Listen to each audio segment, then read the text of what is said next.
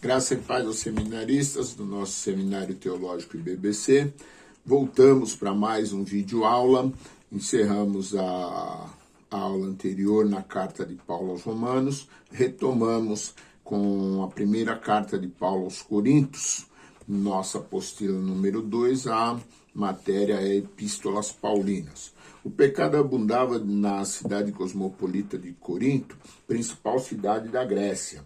Nela, erguia-se sobrancelha sobre o estreito istmo que ligava a Grécia ao Peloponeso e recebia navios em seus dois pontos. Houve época em que se contavam pelo menos 12 templos pagãos. Os coríntios estavam intrigados com a filosofia grega e sentiam-se cativados pelo treinamento disciplinado e pelos eventos atléticos realizados no Istmo. Lembramos aqui que temos até hoje as Olimpíadas oriundas dessa cultura grega. Precisavam desesperadamente ouvir as boas novas de Jesus Cristo, que morrera crucificado em lugar dos pecadores. As cerimônias de culto realizadas por 1000 prostitutas cultuais ligadas ao templo de Afrodite, deusa do amor, alimentavam a imoralidade desenfreada por toda Corinto. As prostitutas exerciam sua profissão abertamente. O mercado de carne prosperava por causa da venda de animais sacrificados aos deuses nos templos. Os coríntios comiam bem, satisfaziam seus apetites sexuais sem nenhuma restrição ou condenações. Encantavam-se com a sabedoria humana e faziam tudo o que lhes estava ao alcance para manter seus corpos tão belos como os dos deuses gregos. Podemos confirmar isso com a declaração que se acha em 1 Coríntios, já em carta, eu vos escrevi, não vos associeis com os impuros. Permite-nos entender que Paulo já havia escrito uma carta anterior à igreja de Corinto, mas que depois se perdeu. Aqueles crentes haviam entendido mal o apóstolo, como se ele quisesse dizer que eles deveriam separar-se de todos os impuros. Mas Paulo esclarece nessa carta que tivera em mente a separação somente dos cristãos professos que viviam em pecado flagrante e aberto. Portanto, a nossa primeira carta aos Coríntios é a segunda. A data da carta, ela foi escrita aproximadamente entre 55 e 56 depois de Cristo, no fim dos 3 anos de Paulo em Éfeso. Tema: a conduta cristã na igreja, no lar e no mundo. Propósito: podemos resumir dessa maneira o propósito de Paulo ao escrever essa segunda carta. Primeiro, para corrigir as seguintes desordens, divisões, imoralidades, disputas entre os crentes, desordens durante a ceia do Senhor e desordens durante o culto, para responder às seguintes perguntas: concernente ao matrimônio, concernente ao comer carne oferecida aos ídolos e concernente aos dons do Espírito. O esboço da carta: correção de desordens morais e sociais, autoridade apostólica, ordem na igreja, a ressurreição e a conclusão. Desenvolvimento da primeira epístola aos Coríntios. Segue uma sugestão de divisão a partir dos assuntos sugeridos pelo Dr. Gandry. Bem, primeiro, reprimendas em resposta ao relatório prestado pelos escravos de Cloé. 2. Respostas às indagações feitas na carta enviada pelos coríntios concernentes a estas questões. Ordem na adoração pública, especificamente. Uso do véu pelas mulheres nos cultos. As mulheres crentes devem demonstrar sua submissão mediante o uso do véu. Em Corinto, especificamente, as mulheres que se convertiam ao cristianismo, dentre elas, ex-prostitutas, tinham que usar o véu também por uma questão de ordem, para diferenciá-las das prostitutas que tinham a cabeça raspada, como símbolo de vida promíscua.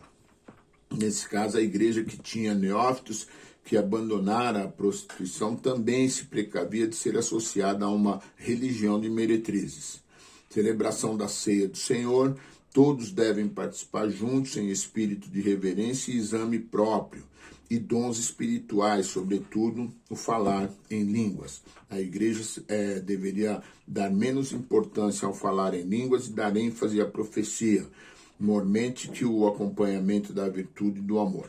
Com o acompanhamento da virtude e do amor. Ressurreição.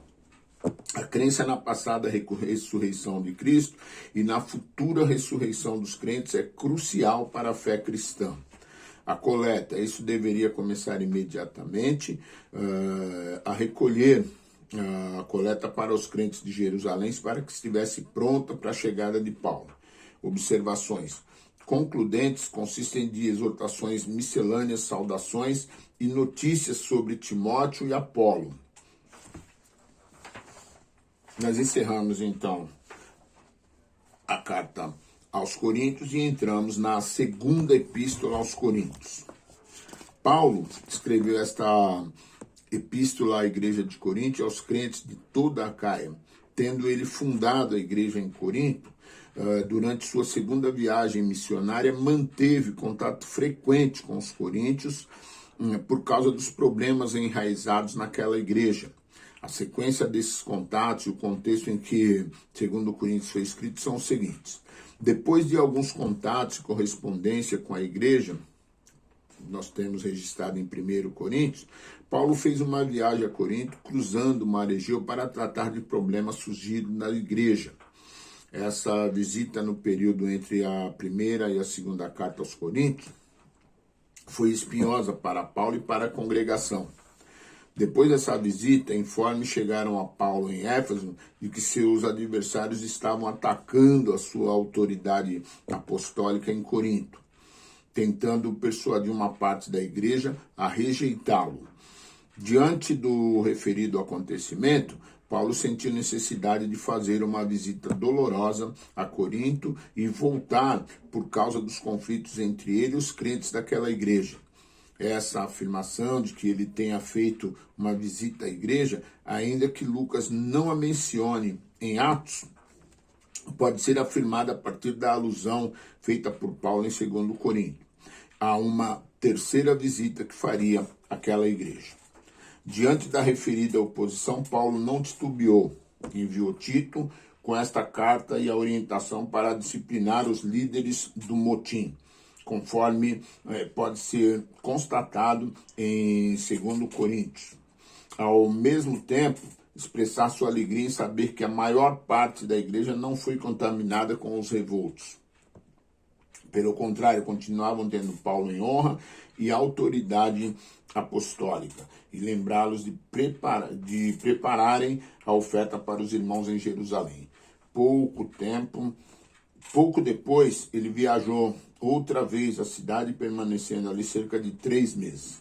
Data da escrita da segunda carta aos Coríntios, cerca de 55 a 56 depois de Cristo, provavelmente escrita em Filipos durante a terceira viagem missionária.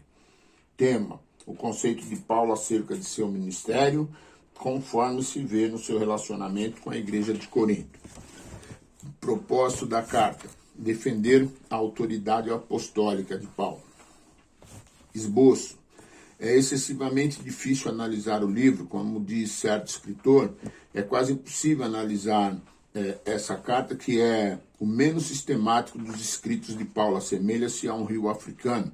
Às vezes corre calmamente, espera-se uma análise satisfatória, mas repentinamente aparece uma grande catarata e uma agitação terrível, quando se fendem as grandes profundezas de seus corações. Dividiremos o livro em 4 sessões da seguinte maneira: uma visão retrospectiva, a dignidade e eficiência do ministério de Paulo, a oferta para os judeus crentes, a defesa que Paulo faz de seu apostolado. Sumários das relações entre Paulo e a igreja de Corinto. Evangelizou Corinto em sua segunda viagem, escreveu uma carta perdida a Corinto, escreveu 1 Coríntios quando estava em Éfeso. Paulo fez uma breve e dolorosa visita a Corinto, enviou uma carta perdida, da qual não tivemos acesso, chamada a Carta Triste, deixou Éfeso e ansioso aguardou Tito em Troade, Tito finalmente chegou com as boas novas de que a igreja disciplinara o oponente de Paulo, e Paulo escreveu 2 Coríntios estando na Macedônia, ainda durante a terceira viagem missionária, em resposta ao relatório favorável de Tito. Encerramos então a segunda carta aos Coríntios e vamos para a carta aos Gálatas. A epístola aos Gálatas tem em torno de si uma questão pouco relevante do ponto de vista doutrinário, mas importante no que diz respeito ao ponto de vista teológico, que é o destinatário. A questão é se ela foi escrita a Galácia do Sul ou a Galácia do Norte. Se ele escreveu para o Sul, fez na primeira viagem missionária.